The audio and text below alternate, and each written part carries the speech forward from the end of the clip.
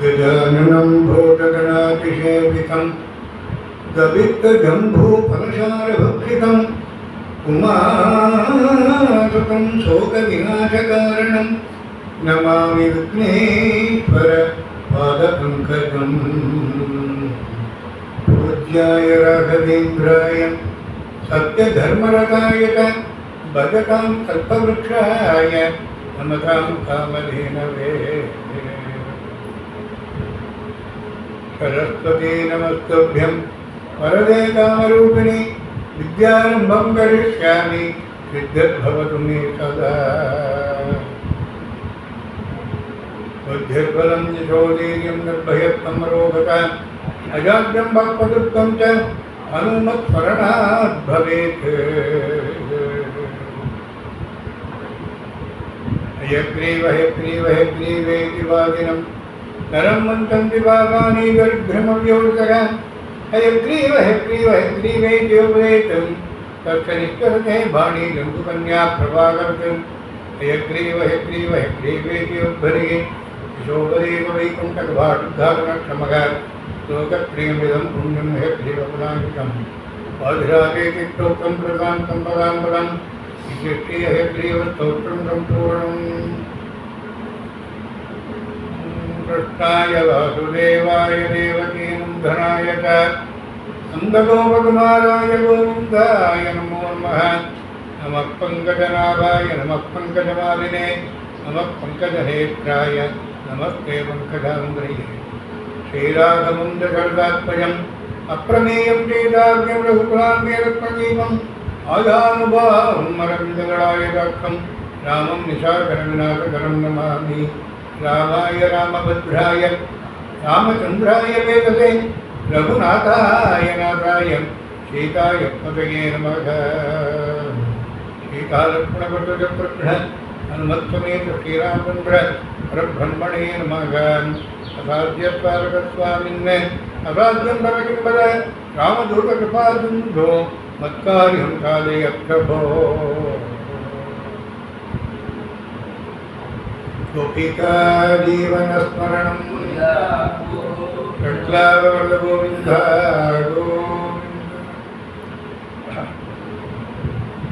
नंबिने निनपद नरसिंह नंबिने निनपद नरसिंह एन्न बिंबिडवे सरगो श्री नरसिंह नंबिरे निनपद नरसिंह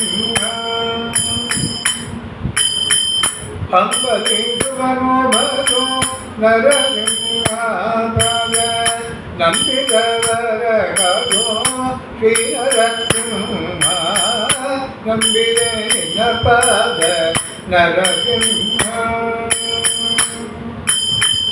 बालकरदल्लि बंदे नरसिंह भक्तर पालितदयाळो श्री नरसिंह लीलयिंद किरण्यन नरसिंह तुंग लोलगिरियरगणे नरसिंह नंबिरे निनपद नरसिंह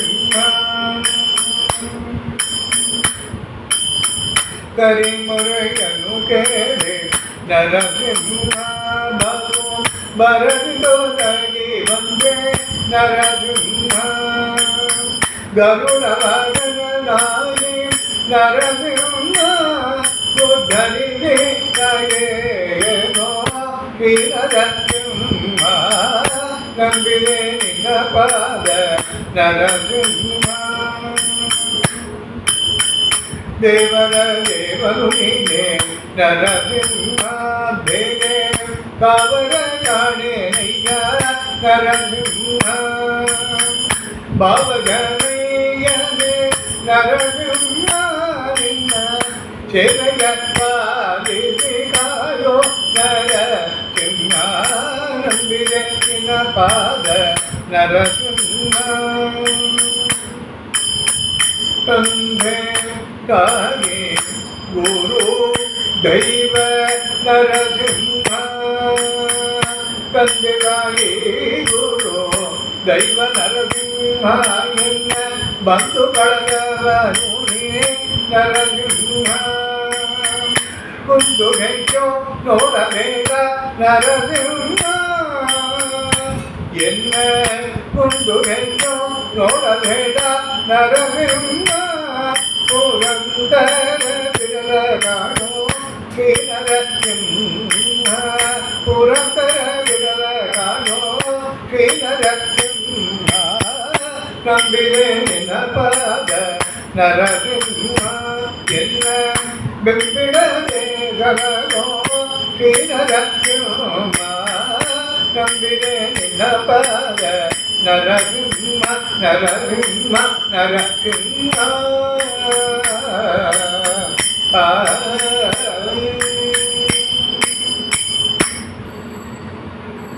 ஆஸ்திக அன்பர்கள் அனைவருக்கும் நமஸ்காரம். இன்னைக்கு பிரதோஷம். பிரதோஷ நேரத்தில் நரசிம்மனை தியானம் பண்ணுறது ரொம்ப விசேஷம்.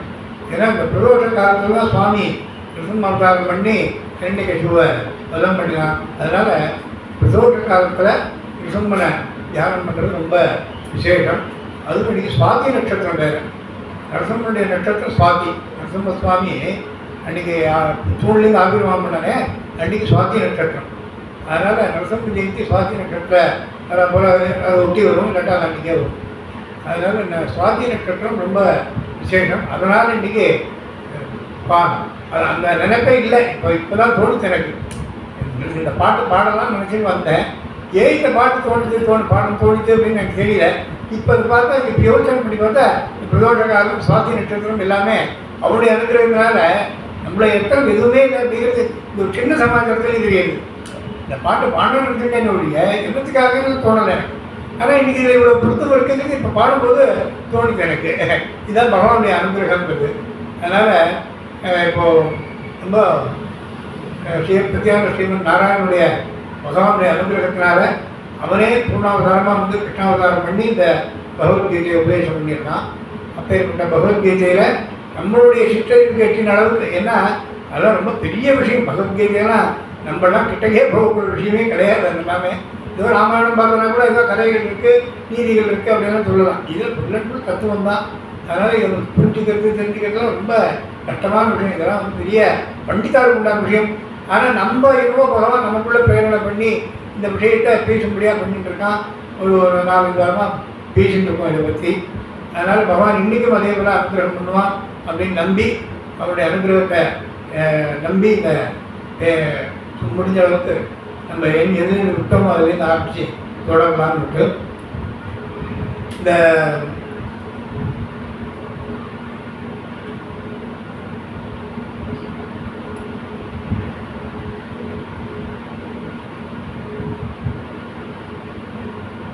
இதில் வந்து நம்ம முதல்ல அர்ஜுன விஷாத யோகம்னு பார்த்தோம். அது முதல் அத்தியாயம். அதாவது அர்ஜுனுடைய குழப்பம், அந்த குழப்பத்துக்கு ஃபுல்லாக அதெல்லாம் தெரிவிக்கிறாங்கல்ல. அதனால் அதுக்கு அர்ஜுன விஷாத யோகம்னு பேர். அடுத்த இதுலேருந்து சுவாமி பேசிட்டு இருக்கான். சாங்கிய யோகம்னு பேர். இந்த சாங்கியங்கிறது ஜென்ரலாக வந்து நம்பர் அப்படிங்கிற அர்த்தத்தில், சம்ஸ்கிருதத்தில் நம்பருங்கிற அர்த்தம் இருக்குது சாங்கியத்துக்கு. அதனால் அதனால் இந்த எண்ணிக்கைங்கிற அடிப்படையிலேயே பகவான் வந்து கர்தம பிரஜாபதி, தேவகோதி அந்த தம்பதிகளுக்கு கபில வாசுதேவங்கிற அவதாரங்களுக்கு அவளுக்கு உபதேசம் பண்ணான். தாயாருக்கு தேவகோதிக்கு தேவகோதி தத்துவ விஷயங்கள்லாம் கேட்குறா. அதுக்கு சுவாமி உபதேசம் பண்ணுறான். அப்படி பண்ணும்போது அந்த சாங்கியங்கிறது வந்து எண்ணிக்கை அப்படிங்கிற அடிப்படையில் வச்சுட்டு பேசுகிறான் அப்படிங்கிறத போன வாரங்களில் பார்த்தோம். அதாவது 24 தத்துவங்கள். ஜட தத்துவம் வந்து 24 தத்துவம். பஞ்ச பூதங்கள், பஞ்ச தன்மாத்திரைகள், பஞ்ச கர்மேந்திரியங்கள், பஞ்ச ஞானேந்திரியங்கள், 20 ஆயிடுச்சு.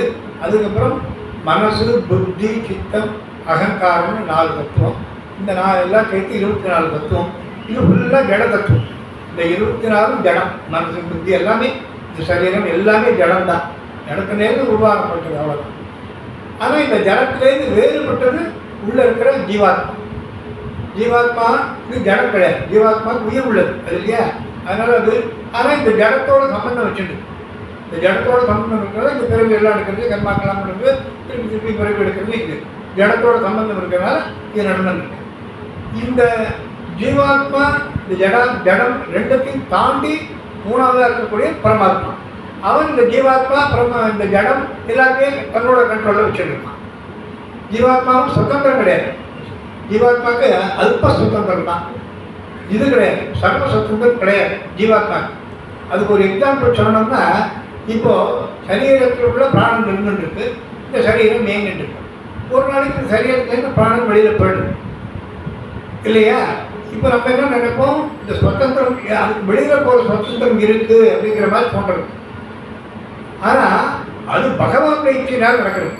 பகவானுடைய இச்சையினால் இந்த நேரத்துக்கு இந்த சரீரத்திலேருந்து இந்த பிராணம் வெளியில் வரணுங்கிறது பகவத் இச்சை. பகவத் இச்சையினால் அது நடக்கிறதையுடைய ஜீவனுடைய சுதந்திரத்தினால அது நடக்கிறது. இது எப்படி ப்ரூவ் பண்ணுறது அப்படின்னா, இப்போது ஒரு பேச்சுக்கு வச்சுப்போம், இந்த ஜீவனுக்கு சுதந்திரம் இருக்குது, அதனால் அவன் வந்து அந்த சுதந்திரத்தினால இதை வந்து சரீரத்தை விட்டு வெளியில் வந்தான் அப்படின்னு வச்சுட்டோம்னா, அப்போ அந்த சுதந்திரம் இருக்குன்னா அந்த ஜீவாத்மாவுக்கு உள்ள பொறுப்பு சுதந்திரம் இருக்கணும். அது போகிறது இல்லை, அதால் முடியறதில்லை. வெளியில் போன ஜீவாத்மாவுக்கு திருப்பி இந்த சரீரம் பண்ணணும் அப்படியே தான் இருக்குது, திருப்பி உள்ளே வரலாமோன்னு. ஆனால் அது வர்றதுக்கான சுதந்திரம் கிடையாது, அந்த சக்தி கிடையாது. ஸோ இதுலேருந்தே தெரியுது அது ஜீவன் அஸ்வதந்திரன். அஸ்வதந்திரம் சும்மா உள்ளுக்குள்ளே இருக்கிற வரைக்கும் இந்த இயக்கத்துக்கு பண்ணாங்க, மற்றபடி அதுக்கு சுதந்திரமே கிடையாது. ஜீவாத்மா 100% பரமாத்மாவுக்கு கட்டுப்பட்டோம். பரமாத்மாவுக்கு கட்டுப்பட்டோம் ஜீவாத்மா. பகவான் ஒருத்தர் தான் சர்வ சுதந்திரம். அதே போல் ஜடம் தரவே வேண்டாம், அது தன்னால் இயங்கவே முடியாது. ஸோ அதனால் அந்த ஜடத்தை வேண்டாம் ஜீவன் இயக்கலாம் அப்படின்னு வேண்டாம் சொல்லாமல் வச்சுக்கிறாங்க ஒழிய, மற்றபடி ஜடத்துக்கு வந்து தானாக இயங்குற சக்தி கிடையாது. அந்த ஜடத்தையும் ஜீவனையும் இயக்கிற ஒரே இவன் இந்த பரமாத்மா. ஸோ அதனால் அவன் மேல் நிலையில் இருக்கான், அதுக்கு அடுத்த நிலையில் ஜீவாத்மா, அப்புறம் ஜடம். இப்படி இந்த விஷயத்தை இதைத்தான் வந்து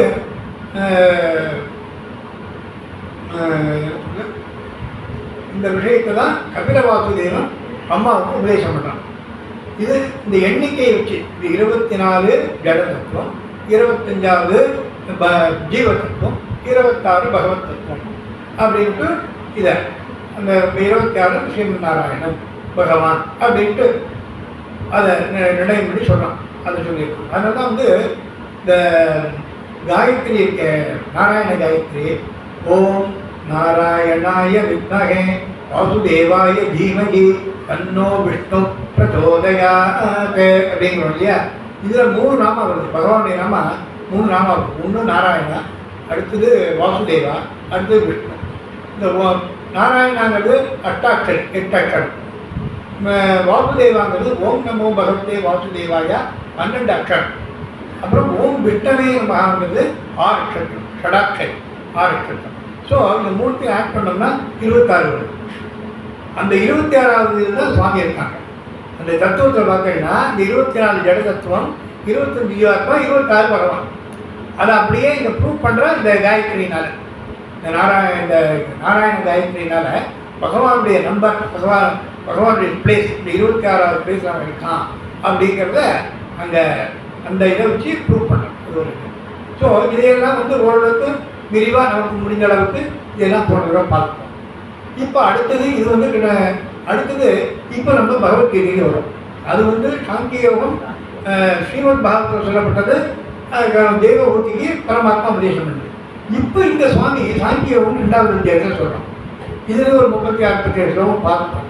இதில் சாங்கிய யோகம் இங்கே என்ன மீன் பண்ணுறான் சுவாமி அப்படின்னா, இங்கே எண்ணிக்கை எடுக்கலை, இங்கே புல்லனுக்கும் வேற வேற விஷயம். அதாவது இந்த சாங்கியம் அப்படின்னா தத்துவ விசாரம், ஆத்ம விசாரம் அப்படிங்கிற மீனிங் கொடுக்கலாம். இது பகவத்கீதையில் சாங்கியங்கிற வார்த்தைக்கு தத்துவ விசாரம், பாகவதத்தில் எண்ணிக்கைங்கிற அர்த்தத்தை எடுத்துட்டா இங்கே பகவத்கீதையில் தத்துவ விசாரம், ஆத்ம விசாரம் அப்படிங்கிற அர்த்தத்தை எடுத்துட்டு இங்கே சொல்லலாம். அப்புறம் இந்த சாங்கிய யோகம், யோகம்னா என்ன அர்த்தம் அப்படின்னா அதை ப்ராக்டிஸ் பண்ணுறது. இந்த சாங்கியங்கிறது வந்து ஆத்ம விசாரம், முதல்ல படிக்கிறது, பெரியவாட்டை தெரிஞ்சுக்கிறது, உபன்யாசம் பண்ணி புரிஞ்சுக்கிறது, இதெல்லாம் முதல்ல தியரிட்டிக்கல், இதெல்லாம் தியரி. இந்த சாங்கியம் அந்த தியரி வந்து அதில் எக்ஸ்பிளைன் பண்ணுறான் சாங்கியத்தை பகவான். சாங்கியங்கிறது தியரி, ஆத்ம விசாரங்கிறது தியரி அப்படின்ட்டு. அதுக்கப்புறம் அதை எப்படி ப்ராக்டிஸ் பண்ணணும் அப்படிங்கிறது அதுதான் யோகம். நம்ம தெரிஞ்சுன்றதை ப்ராக்டிஸ் பண்ணணும் இல்லையா? அதை ப்ராக்டிஸில் கொண்டு வரதுக்கு அதுக்கு பேர் தான் யோகம். ஒரு விஷயத்தை தெரிஞ்சுட்டு அதை நம்ம ப்ராக்டிஸில் கொண்டு வந்தோம்னா அதுக்கு பேர் யோகம் அப்படின்னு அர்த்தம். அதனால் இப்போ சுவாமி வந்து இப்போ சில ஸ்லோகங்கள் அது எப்படி அந்த என்ன விசாரம், தத்துவ விசாரம் என்ன, அது எப்படி ப்ராக்டிஸில் கொண்டு வருது அப்படிங்கிற அளவுக்கு பார்ப்போம்.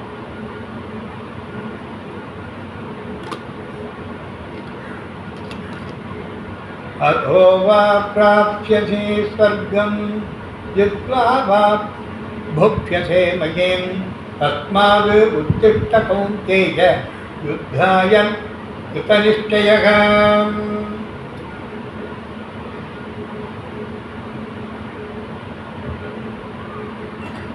இது வந்து போன தடவை முடிச்சு ஸ்லோகம், அதனால் அதுலேருந்து ஆரம்பித்தேன். 37ஆம் ஸ்லோகம். இதில் கௌந்தேயா அப்படின்னு பாண்டவன் அர்ஜுனனை கௌந்தேயான்னு இருக்கிறேன். கௌந்தேயன்னா குச்சி புத்திரன்னு அர்த்தம். பாண்டுக்கு பிறந்ததுனால அவளுக்கு பாண்டவாள்னு பேர், குச்சிக்கு பிறந்ததுனால கௌந்தேயன்னு பேர். இதெல்லாம் காரண பெயர். இந்த கௌந்தேயான்னு கூப்பிட்டு அவன் சொல்கிறான், நீ வந்து யுத்தம் பண்ணு. யுத்தம் பண்ண மாட்டேன் அடி அப்பப்போ சொல்லிகிட்டே இருக்கான் அர்ஜுனன். சுவாமி அப்பப்போ நான் நடுவில் வேதாந்தத்தையும் சொல்லிட்டு இருக்கான், நடுவில் அவன் தூண்டி விட்டு இருக்கான், நீ யுத்தம் பண்ணி தான் ஆகணும் அப்படின்ட்டு. அப்போ சுவாமி அதுக்கப்புறம் இந்த யுத்தத்தை தூண்டி விடுற ஸ்லோகம் இது. நம்ம அர்ஜுனனை பார்த்து என்ன சொல்கிறான், சுவாமி நீ வந்து யுத்தம் பண்ணி தான் ஆகணும். ஏன்னா வந்து இது தர்ம யுத்தம். நீ தர்மத்தின் பக்கம் நின்று இந்த யுத்தம் பண்ணி அந்த கெட்டவாளெல்லாம் இருக்கும். இந்த துரியோதனர்கள்லாம் இருக்கா, துரியோதனை சேர்ந்தவாளாக இருக்கா, எல்லாரும் கெட்டவாள். அதனால் அவளால் தேசத்துக்கு கெடுதல் தான் நடக்கிறது, ஜனங்களுக்கு கெடுதல் உண்டாகுது. அதனால் நீ வந்து அவளை அழித்து தர்மராஜ்யத்தை ஸ்தாபனம் பண்ணணும். அப்படி பண்ணினாத்தான் உனக்கு பெருமை. நீ ஒரு கத்திரியன், கத்திரியனுக்கு உண்டான டியூட்டி நாட்டை காப்பாற்று. ஆனால் நீ நாட்டை காப்பாற்றி அதை நல்லபடியாக ஆட்சி பண்ணணும். இது வந்து உனக்கு இம்மையில் பெருமை. இது வந்து இங்கே ஒன்று எல்லாரும் கொண்டாடணும். நல்ல தர்ம யுத்தம் நடத்தி ஜெயிச்சான், நல்ல தர்மஸ்தாபனம் நடத்திருக்கான், தர்மராஜன் நடத்தி எல்லாரும் ஒன்று கொண்டாடணும். அதுக்காக நீ பண்ணணும். ஒன்று. ரெண்டாவது, இங்கே நீ தர்ம யுத்தம் பண்ணி தர்மஸ்தாபனம் பண்ணுன்னா சொர்க்கத்தில் உனக்கு தேவதைகள் என்னை வரவேற்க காத்துட்டு இருக்கான்.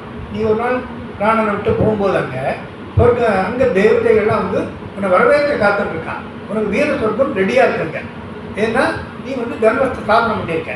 அதனால் வந்து உன்னுடைய கடமை இருக்குது. உனக்கு வந்து இங்கே இருந்தாலும் சரி, அங்கே போனாலும் சரி, உனக்கு பெருமை கொடுக்கக்கூடியது, உனக்கு பலன் கொடுக்கக்கூடியது அப்படின்னுட்டு பகவான் வந்து இந்த இடத்துல அவனை தூண்டி விடும். இதை போல நீ வந்து யுத்தம் பண்ணி தான் ஆகணும் அப்படின்னு சொல்கிறான் அந்த ஸ்லோகம். இப்போ அடுத்த ஸ்லோகத்தையும் நம்ம இன்னைக்கு பார்க்கணும்.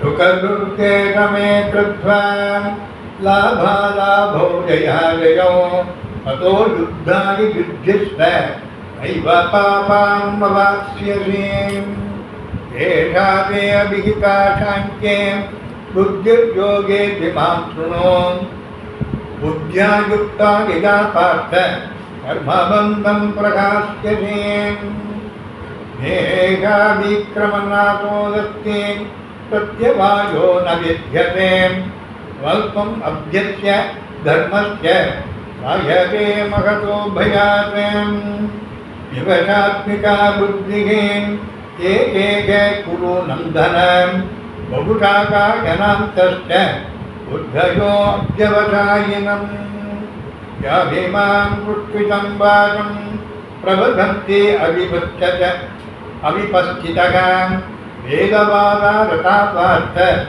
ஆஹான்யாகஸ்தி தேவாதினக காமாத்மானக சொர்க்கபராக जन्म कर्म फल प्रधान क्रिया विशेष बहुला भोग ऐश्वर्य गतिं प्रति भोगैश्वर्य प्रसक्तानां तया अपहृत खेदसां व्यवकायात्मिका बुद्धिः समाधौ न विधीयते त्रैगुण्य विषया वेदाः नित्रैगुण्यो नित्रैगुण्यो भवार्जुन यद्वन्तो नित्यसत्त्वस्थ यद्योगक्षेम आत्मवान् यावानात्त उदपाने सर्वतस्सम्प्लुतोदके आवां सर्वेषु वेदेषु ब्राह्मणस्य विजानताम् कर्मण्येवे अधिकारस्ते मा फलेषु कदाचन मा कर्मफलहेतुर्भुः महावेशङ्कोस्तु अकर्मणि योगस्तत्कुरु कर्माणि शङ्कं ध्यात्वा धनञ्जय सिद्धि असिद्ध्यो तमो भूत्वा समत्वं योग उच्यते दूरेण च परं कर्म बुद्धियोगात् धनञ्जय बुद्धौ शरणां मनुष्यश्च कृपणावरहेतवः बुद्धियुक्तो जगातीह उभे दुष्कृते तस्मात् योगाय युध्यस्व योगकर्मसु कौशलम् அவர் இப்போ 38வது ஸ்லோகத்துலேருந்து 50வது ஸ்லோகம் வரைக்கும் படித்தாச்சு. ஏன் படித்தேன் அப்படின்னா, ஒன்று இந்த ஸ்லோகம் எல்லாம், இந்த வார்த்தை எல்லாம் பகவானுடைய வாயிலேருந்து வந்த வார்த்தைகள். ஸோ அதனால் நம்மளை பொறுத்த ஒரு இப்போ பகவானுக்கு ஒரு நைவேத்தியம் பண்ணோம்னா, பாழ்படுத்த நைவேத்தியம் பண்ணால் அவன் சாப்பிட்டான்னு எடுத்துக்கிறோம் இல்லையா? அது ஸோ நம்ம பாக்கி இருக்கிறது நமக்கு பிரசாதம் இல்லையா? ஸோ அப்போ அவனுடைய சம்பந்தப்பட்டதுன்னா அது பிரசாதம் ஆகிடும். கடையில் இருக்கும்போது வாழப்படும். அது கோயிலுக்குள்ளே போய் சுவாமிகிட்ட போயிட்டு வந்துருக்கணும் பிரசாதம் இல்லையா? அதை போல் இந்த வார்த்தைகள் எல்லாமே நாம் சம்ஸ்கிருதத்தில் இருக்கிற வார்த்தைகள் தான். அது சாதாரண வார்த்தைகள். ஆனால் இது எல்லாமே இப்போ பகவானுடைய வாயிலேருந்து வந்துருக்கு. அதனால் இப்போ நமக்கு இது பகவத் பிரசாதம் ஆகிடுச்சு. இப்போ இந்த 10 ஸ்லோகம் படித்தோம்னா இந்த 10 ஸ்லோகமே பகவத் பிரசாதம். ஸோ பகவத் பிரசாதத்தை நம்ம காதால் கேட்கறதுக்கும் வாயால் சொல்கிறதுக்கும் நமக்கு புண்ணியம் கிடைக்குது. அந்த புண்ணியத்துக்கு பர்பஸ் தான் இப்போ அதை படித்தது. இப்போ அடுத்து நம்ம இதுக்குண்டான அர்த்தங்கள் எவ்வளோ தூரம் சொல்லியிருக்கா.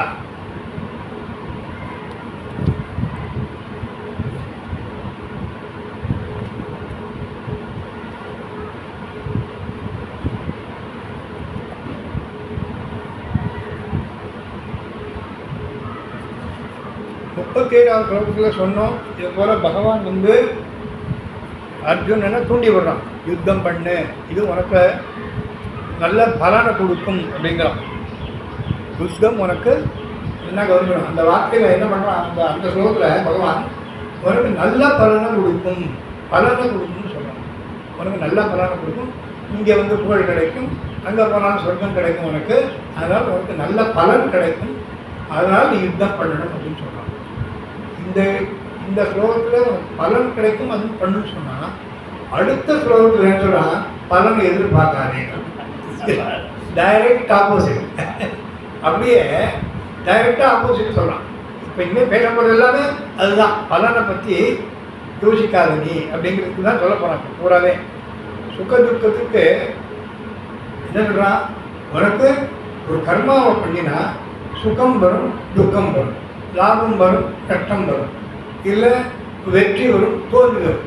இது நம்ம லைஃப்பில் பார்த்துட்டு தான் இருக்கும். எந்த ஒரு காரியம் பண்ணாலும் அதுக்கு ஏதாவது ஒரு பலன், இன்னும் ப்ளஸ் இல்லாட்டா மைனஸ் இது ஒன்று இருக்கும் இல்லையா? இப்போ நம்ம என்ன பண்ணுறோம், அந்த ப்ளஸ்ஸுக்காக தான் அந்த கர்மாவை பண்ணுறோம்.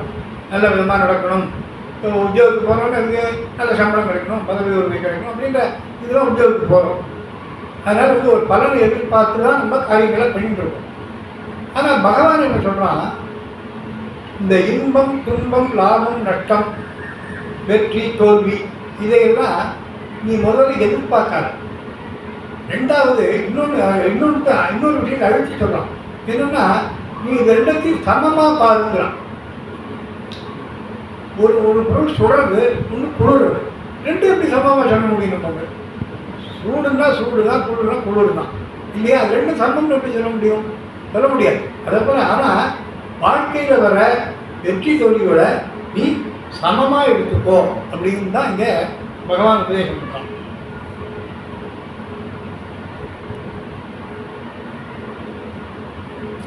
இப்போது சாதாரணமாக நம்ம நடுநிலைன்னு சொல்கிறோம் இல்லையா? நடுநிலையாக இருக்கார் அவர் ஒருத்தருக்கே சப்போர்ட்லாம் பண்ண மாட்டார், நடுநிலையாக இருக்கார் அப்படின்னா சொல்கிறோம் நடுநிலையாக இருக்கார். நம்ம ஜென்ரலாக என்ன நினச்சிருக்கோம், நடுநிலைன்னா யாருக்குமே சப்போர்ட் பண்ணாமல் இருக்கிறது தான் நடுநிலை அப்படின்னு நினச்சிருக்கோம். ஆனால் ப்ராக்டிக்கலாக அப்படி கிடையாது. இப்போ சிலர்லாம் சொல்லுவாள் ஓட்டு போட போக மாட்டேன் அப்படின்பான். நான் நடுநிலையாக இருக்கேன், இவனும் கொள்ளையடிக்கிறான், அவன் கொள்ளையடிக்கிறான், எவனும் கொள்ளையடிக்கிறது, நான் இது போய் வெயில் நின்று ஓட்டு போடணும் அப்படின்பான். நமக்கு இப்போ இருக்கிற ஒரே ஆப்ஷன் 2 கொள்ளைக்கொட்டியில் எது சுமாரான கொள்ளைக்கட்டை எது அப்படின்னு தான் பார்க்கணும். ரெண்டுமே நமக்கு கஷ்டம் கொடுக்கக்கூடியதான். அதில் கொஞ்சம் குறைச்சலாக கொடுக்கக்கூடியது எது, நமக்கு கொஞ்சம் ஃபேவரபுளாக இருக்கக்கூடியது எது அப்படின்னு பார்த்து ஓட்டு போகணும். இப்போ வேறு வழி இல்லை, பார்த்தா அந்த நிலைமையில் தான் இருப்போம் நம்ம இல்லையா? அதனால் ஆனால் அது பண்ணி தான் ஆகணும். பண்ண மாட்டேன்னு சும்மா இருக்கிறது நடுநிலையே கிடையாது. அப்போ என்ன இருக்குது, அந்த கெட்டவனுக்கு ஸ்ட்ரென்த் ஜாஸ்தியாகிடும். அப்போ இல்லையா? இப்போ நல்லவனுக்கு நம்ம ஓட்டு போடலன்னா, நல்லவனை மாதிரி இருக்கிறவனும் அவனுக்கு நம்ம ஓட்டு போடலன்னா, அப்போ கெட்டவனுக்கு என்ன இருக்குது, ஆட்டோமேட்டிக்காக அவனுடைய ஸ்ட்ரென்த்து ஜாஸ்தியாகிடும் இல்லையா? ஸோ அப்போ நடுநிலைன்ட்டு நான் சும்மா இருந்தேன்னா இன்டைரக்டாக நான் ஒரு கெட்டதாக ஆகிருக்க மாதிரி ஆகிடும். அதனால் அந்த நடுநிலைங்கிறது சும்மா இருக்கிறது இல்லை. அப்போ நடுநிலைன்னா என்ன, இப்போ கோர்ட்டில் போகிறான், ஒருத்தன் திருடி இருக்கான், ஒருத்தன் பறி கொடுத்துருக்கான், 2 பேர் போய் நிற்கிறான். அப்போ ஜட்ஜி என்ன பண்ணுறாரு, நான் 2 பேரையும் விசாரித்து சாட்சி எல்லாத்தையும் விசாரித்து கடைசியில் திருடனுக்கு தீர்மானம் பண்ணி அவருக்கு பனிஷ்மெண்ட் கொடுக்குறாரு. அப்போ அவர் ஜட்ஜ்மெண்ட் நடுநிலை தவறிட்டா, பறி கொடுத்தவர் காப்பா இது ரொம்ப சப்போர்ட்டிவாக இருக்கின்றார், திருடனுக்கு சப்போர்ட்டிவாக இல்லை அப்படின்ற மாதிரி சொன்னால் அது பிடிக்கிறோம் இல்லையா? அதனால் நல்லதுக்கு தர்மத்துக்கு சப்போர்ட் பண்ணி நிற்கணும். அதுதான் நடுநிலை. இதை பகவானே பண்ணி காட்டலாம். மகாபாரத யுத்தம் ஆரம்பிக்கிறதுக்கு முன்னாடியே துரியோதனன் போய் கேட்கலாம் பகவானை, நீ எனக்கு சப்போர்ட் பண்ணணும் அப்படிங்கிறான். அர்ஜுனனும் அதே டைப்பில் நீ எனக்கு சப்போர்ட் பண்ணணும்னு கேட்குறான். அப்போ நான் 2 பேரும் கேட்டால் நான் யார் சப்போர்ட் பண்ணுறது அப்படிங்கிறான் பகவான். யாராலும் உத்தரவுக்கு தான் நான் வர முடியும் அப்படின்னு கேட்குறான். அப்போ அதுக்கப்புறம் என்ன பண்ணுறான், அவனே ஒரு ஐடியா சொல் பண்ணி துரியோதனுக்கு தன்னுடைய படைகள்லாம் கொடுத்துடுறான். என்னுடைய படைகள்லாம் உங்களோட பக்கம் இருக்கும், நான் அர்ஜுனன் பக்கம் இருக்கேன். துரியோதனுக்கு ஏக சந்தோஷம். ஒத்த ஆள் அவன் போய் என்ன பண்ண போகிறான், ஒத்த ஆள்னால. ஆனால் இங்கே நமக்கு பெரிய சேனையே கிடச்சிருக்கு. இதை விட்டுட்டு பேசிக்காரமா அர்ஜுனன் கிருஷ்ணன் போய் வாங்கிட்டானே அப்படின்னு முட்டாட்டமாக நினைக்கிறான். கடைசியில் என்னாச்சு, எந்த கிருஷ்ணன் எந்த பக்கம் யுத்தம் கூட பண்ணலாம். இத்தனைக்கும் கிருஷ்ணன் உன் பக்கம் நின்னானுடைய பாண்டவன் பக்கம் யுத்தமே பண்ணலை, சும்மா தேர் ஓட்டினா அவ்வளோதான் பண்ணானுடைய. அந்த பக்கம் போய் நின்றதுனால அவனுக்கு ஜெயம் கிடைக்கும். கிருஷ்ணன் இருந்ததுனால எத்தனை யோகேஸ்வர கிருஷ்ணம் எத்தனை பார்த்தோ தனுர்தரக தத்திரஸ்ரீ ஜீவோ பூத்து திருவானிக்கு மதிர்மமா இல்லையா? எங்கே கிருஷ்ணன் இருக்கானோ, எங்கே அர்ஜுனன் ஆயுதத்தோடு இருக்கானோ அங்கே ஜெயம். எங்கே கிருஷ்ணன் இருக்கானோ அங்கே தான் ஜெயம். ஏன்? அங்கே தர்மம் இருக்கு. தர்மம் இருந்ததுனா கிருஷ்ணன் அங்கே இருந்தான், கிருஷ்ணன் அங்கே இருந்ததுனா ஜெயம் அங்கே இருக்கு. அதனால் அப்போது தர்மத்தின் பக்கம் சேர்ந்து இருக்கிறதா நடுநிலைமையை ஒழிய ஒரு 2த்தையும் சப்போர்ட் பண்ண மாட்டேன் அப்படின்னு இருக்கிறது நடுநிலைமை கிடையாது இது. ஆனால் இங்கே பகவான் இங்கே சொல்கிறான், அர்ஜுனன் என்ன கேட்குறான், அதுக்கு முன்னாடி போர் பண்ணினா எனக்கு பாவம் வருமேன்னு சொல்கிறான். போர் பண்ணினா நிறைய பேர் நான் அடிக்க மாட்டேன் செத்து விடுவா, அப்போ எனக்கு கொலை பண்ணின பாவம் சேரும் அப்படின்றான் அர்ஜுனன். இப்போ பகவான் என்ன சொல்கிறான், உனக்கு வராது இந்த பாவம் அப்படிங்கிறான். ஏன்னா நீ சத்திரியன், உன்னுடைய தர்மம் போர் பண்ணுறது, அதர்மம் அழிக்கிறது தான் உன்னுடைய தர்மம். அப்படி நீ பண்ணலைன்னா தான் உனக்கு பாவம் வருங்கிறான். இப்போது பார்டரில் பார்க்குறோம் இல்லையா, அவன் டெரரிஸ்ட்டை அடிக்காமல் விட்டான்னு வச்சுக்கோங்க. நம்ம பாட்டு டெரரிஸ்ட் அடிக்கலைன்னா ஒரு டெரரிஸ்ட் இந்த 100 அப்பாவிகளுக்கு கொள்ளுவான். அப்படி தான் 26 பேர் கொண்டான். அதனால தான் யுத்தமே வந்தது. 26 அப்பாவிகளை கொண்டான் இல்லையா? அந்த அப்போ டெரரிஸ்ட்டை கொல்லலைன்னா இந்த மாதிரி விபரீதங்கள்லாம் நடக்கும். அதனால் 100 அப்பாவிகளை குழைக்க வைக்கிறதுக்கு நீ ஒரு கெட்டவனை கொல்றது தர்மம் அப்படின்னு அவருக்கு உபதேசம் பண்ணலாம். இப்போது சுகம் துக்கம் 2த்தையுமே ஒன்றா பார்க்கணும் அப்படிங்கிறான். இப்போ நிறைய பார்க்குறோம். இந்த பசங்கள்லாம் நீட்டு எக்ஸாம் எழுதுறது, இந்த எஸ்எல்சி எக்ஸாம் எழுதுறது, அப்புறம் ஃபெயிலாக எழுதுறது, அதில் ஸ்ட்ரெஸ் வருதுங்களா? ஸ்ட்ரெஸ்ஸு பார்த்தீங்கன்னா நம்ம கேள்விப்பட்டதே கிடையாது நம்ம வயசில். இப்போ தான் ஸ்ட்ரெஸ்ஸுங்க. எல்கேஜி கூட ஸ்ட்ரெஸ்ஸுங்கிறான்.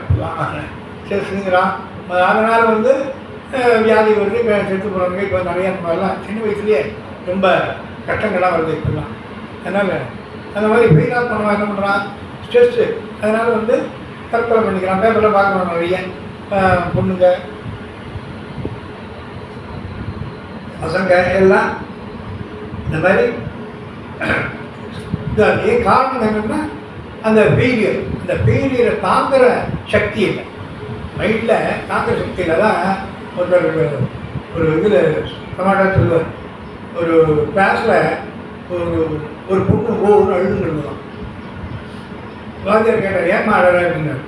அதான் நான் மேக்ஸில் எப்பவுமே சட்டம் வாங்குவேன், இந்த தடவை 90 தான் வந்திருக்கு, எனக்கு 5 மார்க் குறைஞ்சி போச்சு, அதுக்காக அழகேன் அப்படின்னா.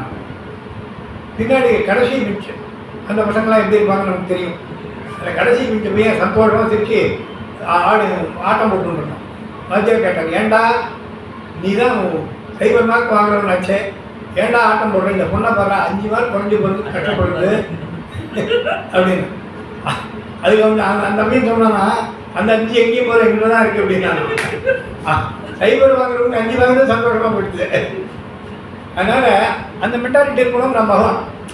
அதுக்கு சொல்ல வரேன், எதுக்கு அந்த மென்டாலிட்டி இருக்கும். அதான் அவங்க சோம்பேறியும் பொறுக்கி அதனால் அவங்க சந்தோஷமாக இருந்தான். அதுக்காக சொல்ல, இப்போ ஒரு கட்டம் வந்தால் கூட அதை தாங்கிக்கிற பக்குவம் இருக்கணும் அப்படின்னு அதுக்காக சொல்லுவாங்க. இங்கே பகவான் சொன்னால் அதுக்காக வந்து இது ரெண்டுத்தையும் சமமாக பார்த்தோன்னா அந்த இந்த கஷ்டம் வராது. கட்டமாக நம்ம அனுபவிக்கிறதுனால தான் நமக்கு வந்து துக்கமாக இருக்கும். அதனால தான் வள்ளுவர் கூட சொல்கிறார், இடுக்கண் வருங்கால் நகுக அதனை அடுத்து ஊறுது அஃது ஒப்பது இல் அப்படின்னார். இது வந்து ரொம்ப சாமர்த்தியமான வார்த்தைகள். வள்ளுவர்கார பயங்கரமான சாமர்த்தியமான என்ன சொல்கிறார் பாருங்க, இடுக்கண் வருங்கால் நகுதுங்கிற. துக்கம் வந்ததுன்னா கஷ்டப்படாத, நீ வந்து அதுக்காக சிரித்து சமாளிச்சுட்டு அந்த துக்கத்தை ஜீரணம் பண்ணு அப்படிங்கிறார். கரெக்ட், ஓகே, அது ஓகே. அடுத்த என்ன சொல்கிறார் பாருங்க, அதனை அடுத்து ஊறுவது அது ஒப்பது இல் அப்படின்னார். நமக்கு என்ன அர்த்தம் எடுத்துப்போம். நீங்கள் சாதாரணமாக என்ன மேலாக அர்த்தம் எடுத்துப்போம்னா, இப்போ வந்து கட்டம் வந்திருக்கு, இப்போ அடுத்து வருது உனக்கு சுகம் வரும் அப்படின்னு எடுத்துக்கோ. அது ஒப்பது இல், அதாவது இந்த துக்கம் மாதிரி இருக்காது அப்படின்னு நம்ம அர்த்தம் எடுத்துப்போம். அந்த துக்கம் மாதிரி இருக்காது, இன்பம் வரும் உனக்கு அப்படின்னு சமாதானம் சொல்கிறார் அவர். ஆனால் இதுக்கு இன்னொரு வியாக்கியானம் என்னென்னா, அதனை அடுத்து ஊறுவது அங்கு ஒப்பது இல்லைன்னா இப்பப்பட்ட கஷ்டத்தோட பெரிய கஷ்டம் வரலாம். ஆமாம், அதுக்கு சமமான கஷ்டம் இல்லை. இப்போ வந்திருக்க கஷ்டம் அதுக்கு அங்கு ஒப்பது இல்லை, அதுக்கு சமமான கஷ்டம் இல்லை, அதை விட பெரிய கஷ்டம் வரலாம் உனக்கு. அதனால இப்பவே நீ ஒன்று தயார் பண்ணிக்கோ அப்படிங்கிறார். அதனால இன்னும் இது அந்த இடுக்கண் ஒழுங்காக அந்த விவேகத்துக்கு இது ஒரு சூட்சமான அர்த்தம் சொல்லியிருக்கான். அதனால் வந்து அந்த கஷ்டம் வரும்போது அதை அனுபவிக்காத, அந்த கஷ்டத்தை பெருசாக எடுத்துக்காத அப்படின்னு. இப்போ பகவான் இதை சொல்லும்போது என்ன ஒரு சூட்சமாக இருக்குன்னா, கஷ்டத்தை அனுபவிக்காதேன்னு சொன்னால் நியாயம், ஓகே. ஏன்னா கஷ்டத்தினால் அனுபவிச்சா ஸ்ட்ரெஸ் வருது, ஸ்ட்ரெஸ்னால மனசு விழுந்து போயிடுது, திருப்பி தோல்வி வருது. ஸோ இது அவன் என்ன சொன்னால், இன்பம் துன்பம் ரெண்டுத்தையும் அனுபவிக்காதேங்கிறான். லாபம் நஷ்டம் வந்தால் ரெண்டுத்தையும் அனுபவிக்காத, வெற்றி தோல்வி வந்தால் ரெண்டுத்தையுமே அனுபவிக்காதேங்கிறான். வெறும் கஷ்டத்தை அனுபவிக்காதுன்னா அது நியாயம், ஓகே. கஷ்டத்தை என்ன அனுபவிக்காதே அப்படிங்கிறது நியாயம், ஓகே. ஏன் சுகத்தை அனுபவிக்க கூடாது? சுகத்தை அனுபவிக்கலாமோ? ஏன் சுகத்தை அனுபவிக்க வேண்டாம் பகவான்? இப்போ அதெல்லாம் சுற்றுவோம். ஏன்னா நம்ம வந்து